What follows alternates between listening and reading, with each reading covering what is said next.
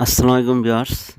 তো আপনারা ভুট্টা খেতে কতদিন পর পানি সেচ দিবেন এবং কি সার প্রয়োগ করবেন সেটা আপনাদেরকে বিস্তারিত জানাবো এবং কতদিন পর কীটনাশক দিবেন বা খেতে পোকা লাগলে কি করবেন সেটা আপনাদেরকে আজকে জানাবো। তো এখানে দেখতে পারতেছেন এখানে 15 কেজি টিএসপি এবং 15 কেজি ইউরিয়া আছে। তো এটা আমি মিক্স করছি। তো মিক্স করে এখন এই সারগুলো খাতে ছিটাবো। তো দেখতেই পারতেছেন আপনার এই ভুট্টা ক্ষেতের বয়স হলো আজ 30 দিন।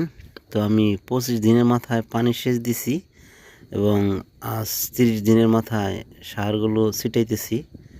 তো দেখতে পারতেছেন তো এগুলো সুন্দরভাবে সার ছিটাইতে হবে। তো সঠিক সময় মতো আপনি সার না প্রয়োগ করলে আপনার ক্ষেত বৃদ্ধি পাবে না। তো সতর্কভাবে সার ছিটাইতে হবে যেন কম বেশি না হয়। সুন্দরভাবে একভাবে ছিটাইতে হবে, তাহলে ইনশাল্লাহ আপনার ক্ষেত সুন্দর হবে। আর কি বিষ প্রয়োগ করবেন, কি কীটনাশক প্রয়োগ করবেন সেটা আপনাদেরকে আমি জানাবো, তার সঠিক নিয়ম। তো আমি একজন ক্ষুদ্র কৃষক। যাই হোক, আমার এই ভিডিও ভালো লাগলে চ্যানেলটি সাবস্ক্রাইব করবেন এবং পাশে থাকবেন। কীটনাশকটা আমি পুরা প্যাকেট বালতিতে আপনি ঢালছি। তো এখানে আমার একটা মগ আছে, মগে 4টি মগ পানি ঢালছি। তো এই মগে আপনার 4টি ড্রাম করতে হবে। তো একটি ড্রামে পুরো ফুল পানি 20 লিটার ঢেলে পরে 1 মগ আপনার দিবেন, কীটনাশক দিবেন।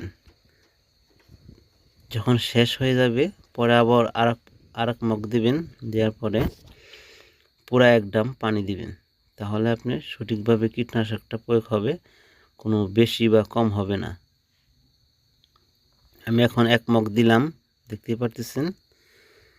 তো এখন এই 1 মগ কীটনাশকের পর আপনি পুরা 1 ড্রাম পানি ঢালবো।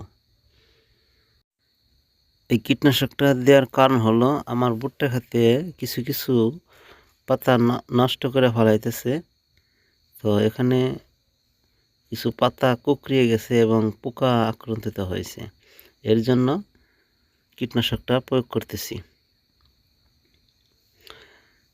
তারপর আপনার আরও 15 দিন পরে আপনার সালফার জিঙ্ক আপনার খেতে দিতে হবে, তাহলে ক্ষেত আপনার অতি তাড়াতাড়ি 7 দিনের মধ্যে আপনার মোটামুটি ক্ষেতের চেহারা ঘুরে যাবে, সুন্দর হবে। তো যাই হোক, আমার এই ভিডিওটা দেখে যদি আপনাদের কোনো রকম ভালো লাগে বা কিছু বোঝাইতে পারি, তাহলে আমার চ্যানেলটি সাবস্ক্রাইব করবেন। আমি একজন ছোট ক্ষুদ্র কৃষক।